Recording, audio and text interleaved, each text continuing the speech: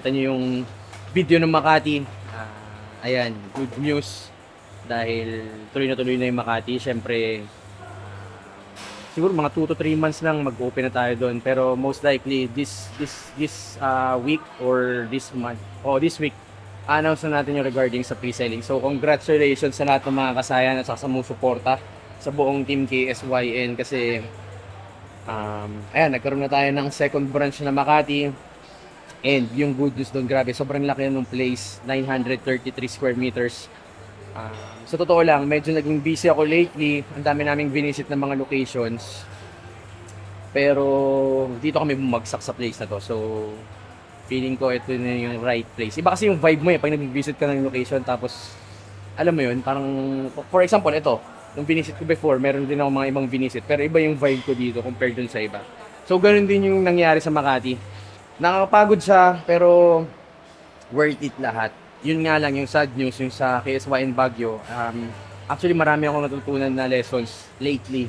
Kasi ang nangyari masyado ako naging impulsive sa Baguio. Yung Baguio, madedelay lang siya. Ang nangyari kasi sa Baguio, meron na akong kausap doon na magiging partner sana natin. Pero hindi natuloy.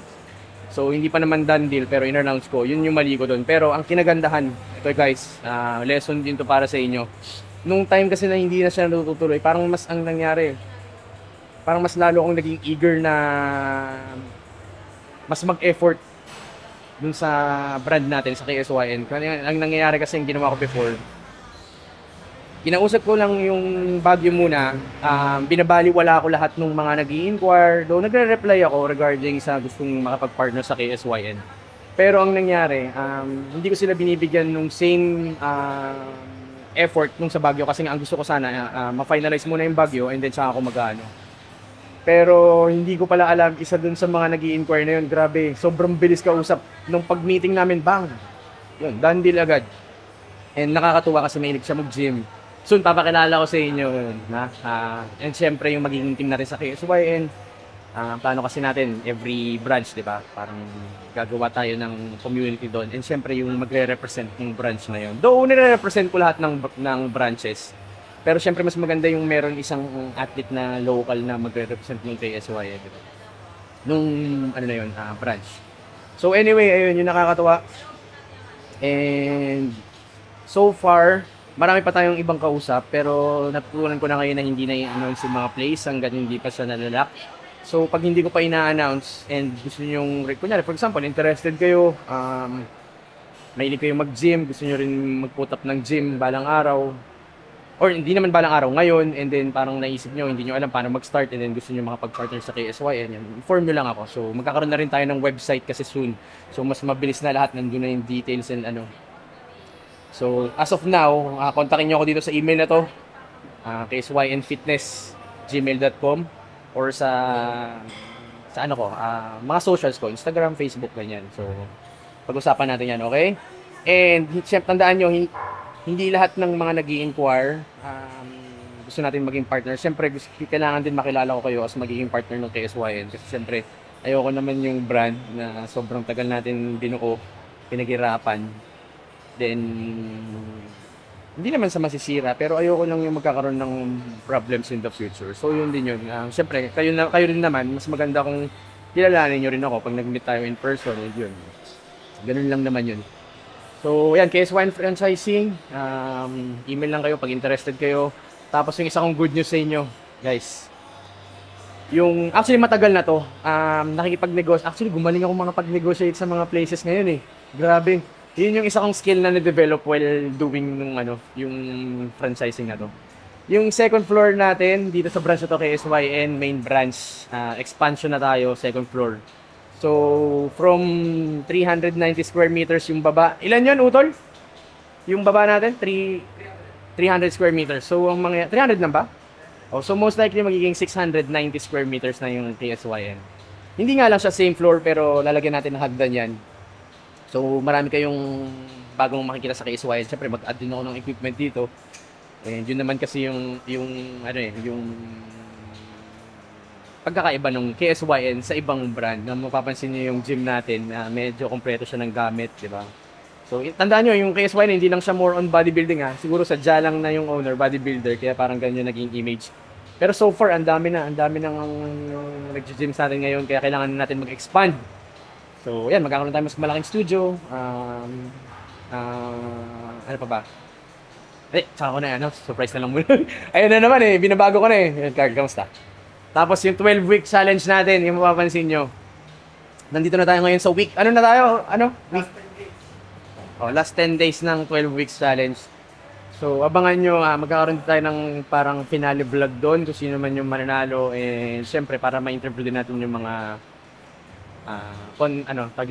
challengers ng 12 weeks challenge. So, yun yung first ever event ng KSYN. Hopefully, gagawin ko siya yearly. Yearly na natin siya gagawin. So, gagawa tayo ng maraming events na para sa mga members ng KSYN. Tapos ngayon, mas pinaganda kasi mas marami na magiging branch. So, ang mangyayari, yung participants, hindi na lang isang branch. So, yun yung nakakatuwa, guys. Abangan nyo yan yearly, baka mamaya, masundan yan. Pero yung 12-week challenge na to, most likely, yearly na siya, ganitong date na yan. So, kung makaisip kami ng future ng ibang events, most likely, gagawin natin siya yearly. So, yan. Congrats sa lahat ng mga sumali sa 12 weeks challenge. And, grabe, ang daming nanggulat na bigla na lang nag-transform. Tandaan nyo yung 12 weeks challenge is more on transformation, hindi siya yung parang bodybuilding, guys So, yun naman sinabi ko actually, hindi ko nga pinayagan sumali yung mga may experience sa bodybuilding kasi syempre para fair naman.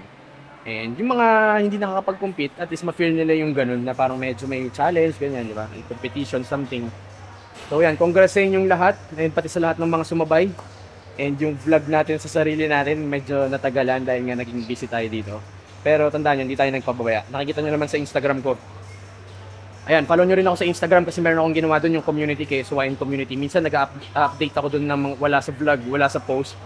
So, actually, doon ko unang in-announce yung sa Makati kasi sure na yun.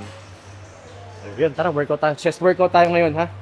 Nakita nyo naman yung mga days na pinaghirapan namin dito. So, syempre, shoutout sa buong team KSYN sa lahat.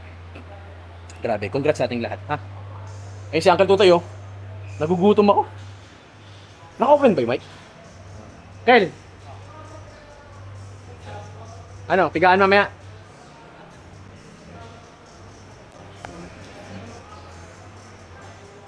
Pag gusto nyo bumili ng drinks, kuha lang kayo. Meron pang isang challenger na secret challenger, yung partner natin dito sa KSYN, si Utoy.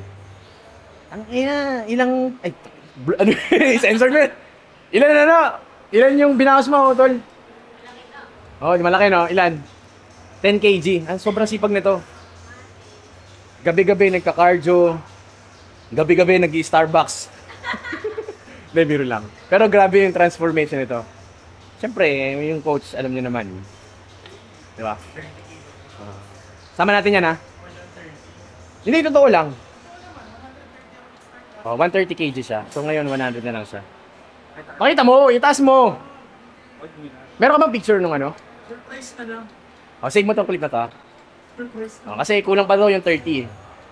Gusto niya from 130 maging 30. Hindi, 60. 70. 80. 80. Realistic lang. Tapos si Ma'am Bea naman. Ito, grabe tingnan mo naman, manager natin.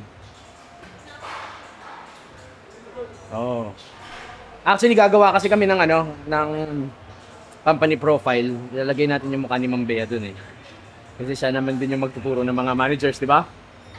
So ayan yung kasi guys, uma-attend ako ng seminar lately ng franchising and sa business. So parang ang nangyari kasi doon, meron nagtanong doon, tinatanong lahat ng mga pumunta doon, ano yung unique sa brand mo na tingin mong wala sa iba para ka-franchise siya. Siyempre, alam ko naman yung sasagot ko doon, pero siyempre hindi ko na lang sinabi. Siyempre, sinagot ko lang parang normal gym, ganyan, maraming gamit, mura, compared sa ibang gym. Pero kung tutuusin, hindi nga naman siya parang unique. Tapos biglang naisip ko kung ano pala yung nagpapa-unique sa KSYN. Alam niyo kung ano? Yung community natin. Boom! Di ba? Di ba, Jace? Oo, yung community natin. Hindi lang ako. Hindi lang dahil ako yung owner. Kasi marami naman pwedeng ibang bodybuilder na maging owner ng gym, di ba? So, syempre, kahit ibang bodybuilder sila, hindi sila magiging Ken Hanaoka. Hindi rin ako magiging sila. Doon pa lang unique na. Pero yung parang feeling kong sobrang unique, yung community na build natin, tayo mismo. Actually guys, sobrang dami dito sa KSYN eh. Si Kirky dito eh. Kung hindi nyo pa nakapanood, share ko lang sa inyo.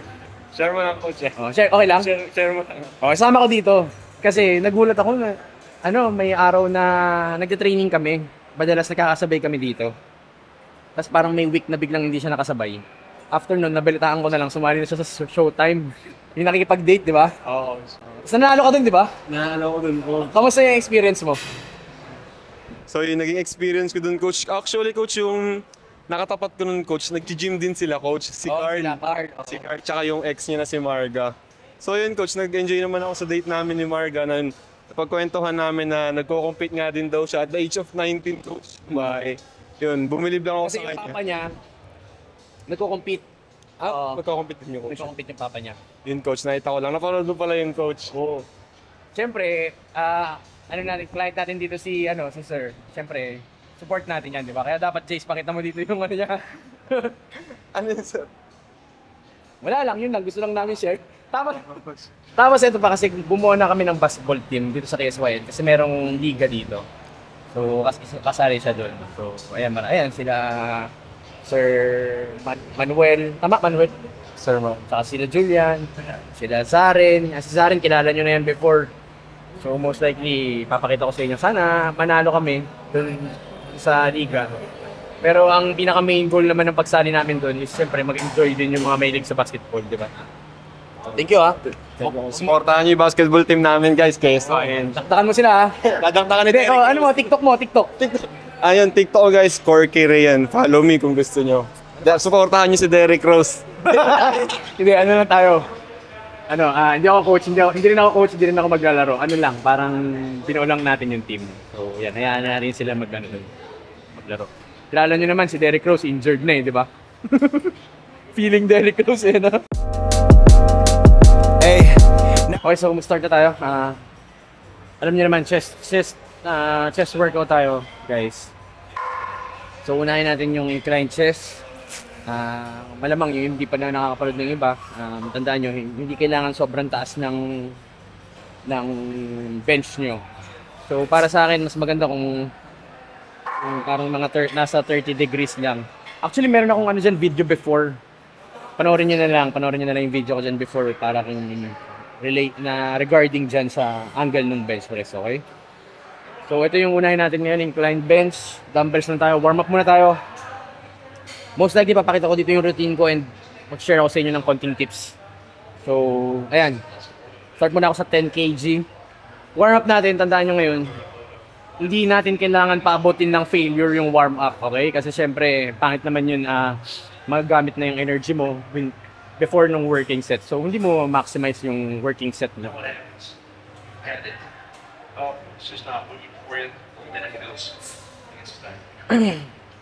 So most likely gagawin kong warm up, nag-start ako ng magaan, pabigat ng pabigat, mas kukonti yung reps. Pero warm up pa lang lahat yun, okay?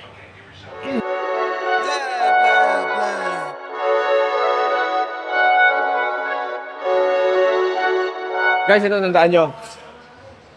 Sa lahat ng press movement, for example, incline, yes, naka-focus sa upper chest, pero hindi ibig sabihin hindi na na-work yung mid chest, okay? So, ganun din yun. For example, pag nag-decline press kayo or any decline movement, na-workout pa rin natin yung mid chest doon, okay? So, technically, hindi nyo kailangan bumabad ng maraming exercises sa mga pressing movements. Like, nakasanayan natin before. Kung mapansin nyo minsan sa chest workout, parang mga nasa 8 exercises, ganun umaabot. Pero ngayon gagawin lang natin 4 lang, enough na. Actually, 45 enough na yun. So, sa split ko naman, ganun yung ginagawa ko ngayon dahil push day ako. Ginagawa ko, 4 exercises lang ako. Minsan 3 lang. So, kailangan lang yung exercise selection mo maganda. Kung saan mo talagang mas pinaka na-feel. Kung saan mo, yung parang, syempre, part na rin dun yung nag-e-enjoy ka. Kailangan din yun eh, para ma-sustain mo rin eh. Tapos syempre, yun lang, progressive overload. Yun lang naman yung secret para sa growth. Wala naman yung parang mga secret technique ng mga exercises. Actually, wala naman. Ang naging mahirap lang doon, syempre, kailangan yung form mo tama, di ba? And technique. Yun yung mga kailangan yung yan. Ayan guys, so ito most likely ba mga 6 to 8 reps lang ako dito sa 20 kg. Warm up lang ulit. Yeah, yeah, yeah, yeah, yeah. Ay, coming in, yeah. Flex, I just wanna win, yeah. LABB, who we running? Ayan, 6 to 7 reps, 30 kg, warm up lang ulit. And then move na tayo sa first working set natin, which is yung 45. Baka gamitin ko yung 45 kg. So dyan, tatry na natin ngayon. I-hit yung 12. Pero last time kasi ang na-hit ko lang dyan, 8 ata. 8 ata na-hit ko before. So kailangan 8 or 9 ma-hit ko. Kung kaya ng 12, thank you. Yeah, 2, 2, 3, 3, I'm on 10 again. Yeah, state your name. Big been dope on flame. I just switched the lanes. Damn, he did it again. I just flipped the pain. Stripping and dipping in bass, slab on everything. Swimming, you sinking away, cause I got big racks coming. I put my low racks on it. I ain't skip past losses, I had to get back off it. See the fit lab on it until they whip my coffin. Money clip, I tossed it, I heard it's big bags on big bags on big bags coming. Yan yun. 10. And so they're 10. 10 ata. So okay lang kasi nagpas 8. Ah. this goes to two different groups, this for that. So good yun, at least nabit ko siya last time. So ngayon yung sa second ko 40, parang ang naalala ko 10 din ata ako. 10 din ata ako nun. So kailangan mamaya 10 pa rin ako or higher. Dun lang actually, dun medyo magiging tricky guys eh. Kasi yung before 45 8 reps. So siguro mga 1 to 2 reps in reserve na lang yun. Ngayon, nakapag 10 ako, so baka maapektuhan yung second set ko. Pero yan, kailangan lang natin well recovered tayo every set. So pag na-hit ko pa rin yung 40 ng same reps as last time, good na yun kasi na-beat ko na yung first set ko. Okay. So sa next session ko, pwedeng 10 reps lang ulit magawa ko sa 45. Pero sa second and third ko naman yung nag-increase. So kahit yung mga sobrang liit lang na progression na ganun, good sign yun, okay? Yeah, flex, I just wanna win. Yeah, LABB, who we running with. Yeah. Okay, second exercise tayo. Actually, chest press din to. Pero papakita ko sa inyo yung difference. Okay, next naman natin. Actually, incline press din to. Pero machine siya. Sa machines naman, tatandaan nyo, lagi yung sinasabi, kailangan yung seat, number 1, ito try nyo muna. Siyempre yung direction ng press nyo, yun yung pinaka-important. Yung direction ng press nyo kung ano mas gusto nyo i-target sa chest area nyo. So, tandaan nyo, siyempre, sobrang basic lang, guys. Mid-chest. Ito ang lagi nyong, titingnan, upper arm. Mid-chest. So, disregard nyo to lower chest.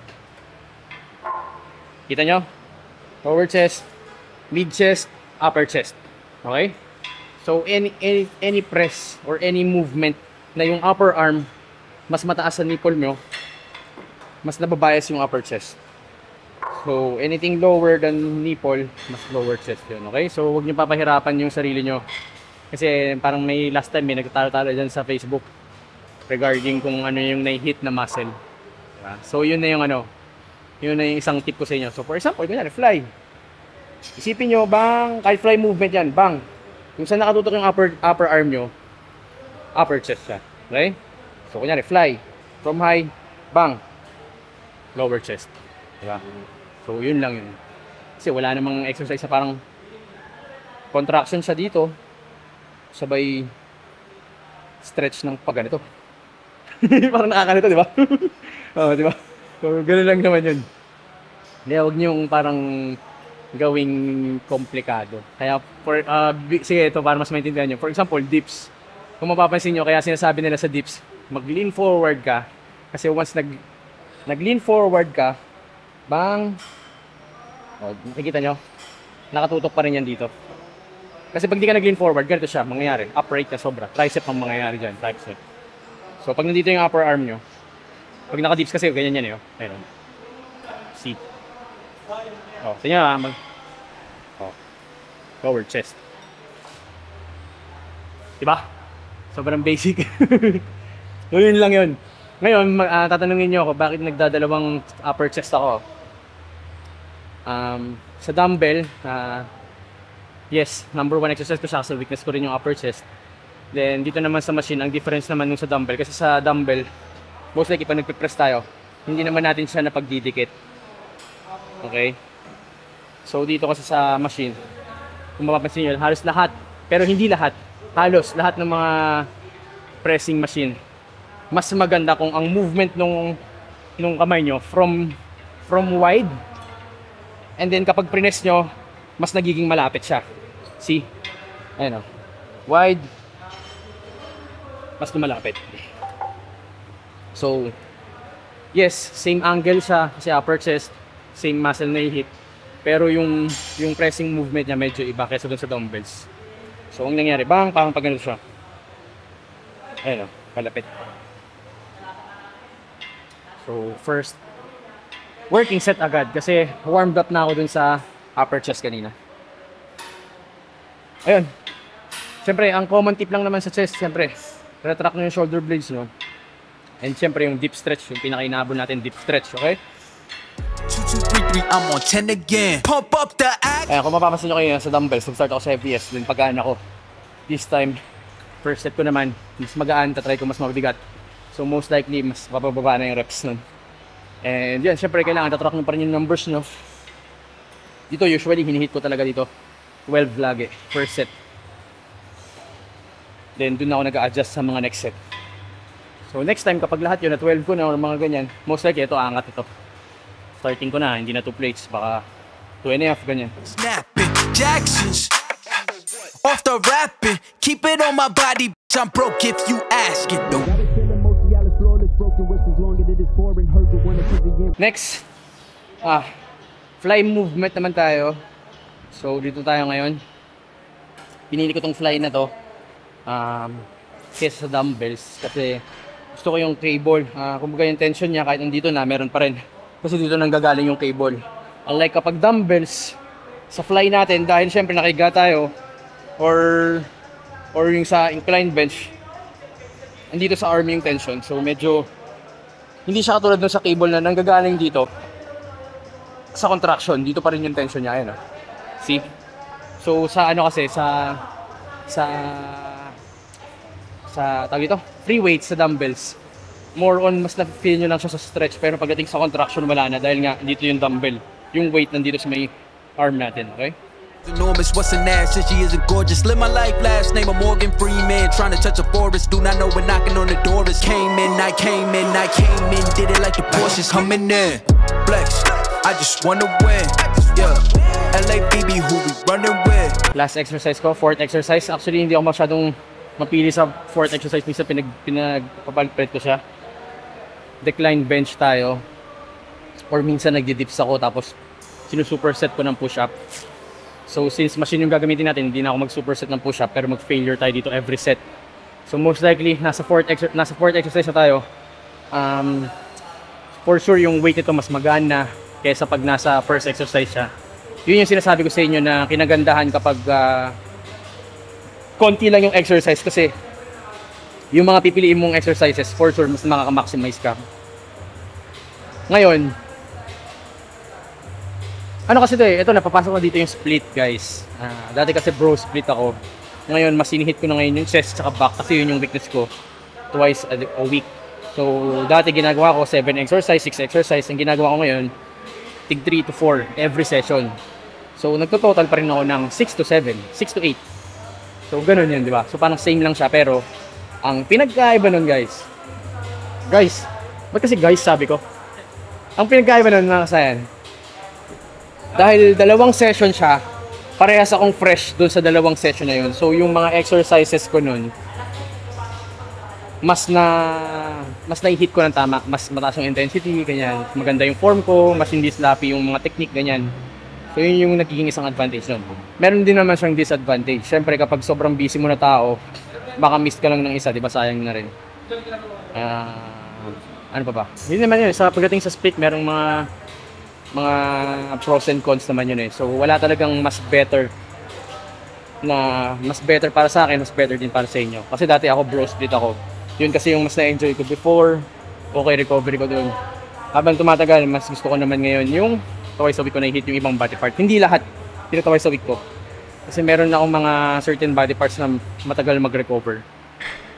Ngayon, dun ngayon papasok yung recovery. Siyempre, hindi mo malalaman kung matagal mag-recover yung katawan mo kung hindi ka nag-all out sa training, di ba? So, isang factor din yun. Kasi pwedeng, yes, hinit mo nga yung muscle, pero yung effort mo nasa 50% naman. Diba? Tapos sasabihin mo, oh, mabilis naman ako makarecover. Pero kung tutuusin, mabilis ka makarecover dahil yung effort mo dun sa exercise na yun or sa body part na yun, 50% yun. So lahat yun, pag pinagsama-sama nyo, sobrang basic lang. Ayan, mabilis yung progress no. Ayun lang naman. Yeah. 2, 2, 3, 3, I'm on 10 again. Okay, alright. Coming in.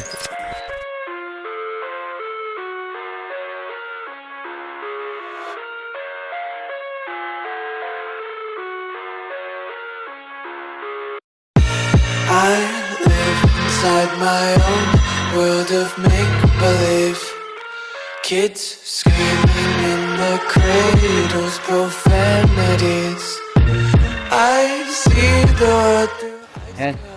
Okay mga kasayan, yun lang naman for today's vlog. Ayan, syempre, in-introduce ko sa inyo yung tuloy na yung Makati branch. And yung location pala nun, sa may Alpha Land Makati Place. So, Ayala Ave Extension, corner Malugay Street, okay? So, magkita-kita tayo dyan soon. Siguro mga 2 months, 3 months. 3 months siguro, para safe.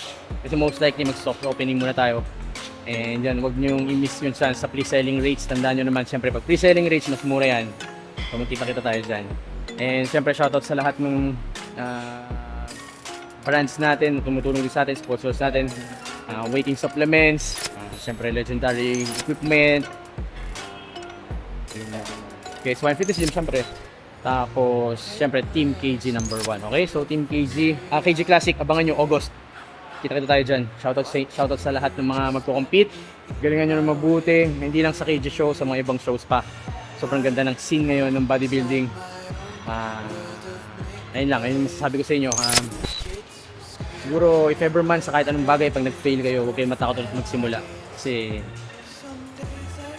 hindi nyo malalaman hanggat hindi nyo sinusubukan. Yun yung lagi ko sinasabi before, di ba? So, for example, kaya na, nagsara yung gym natin before dahil hindi na tayo pinarent ng building. So, kung sumuko lang ako nun, hindi ngayon mangyayari yung itong gym natin ngayon, tapos yung Makati and yung mga susunod na branches. So, yun lang naman. Shoutout. Maraming salamat sa nagtitiwala sa brand. Kita-kita tayo sa taas. Okay? Always stay hungry, stay humble. Siyempre, be legendary. Tapos, siyempre, huwag kayong masama mag-play. Yun lang. Sign out.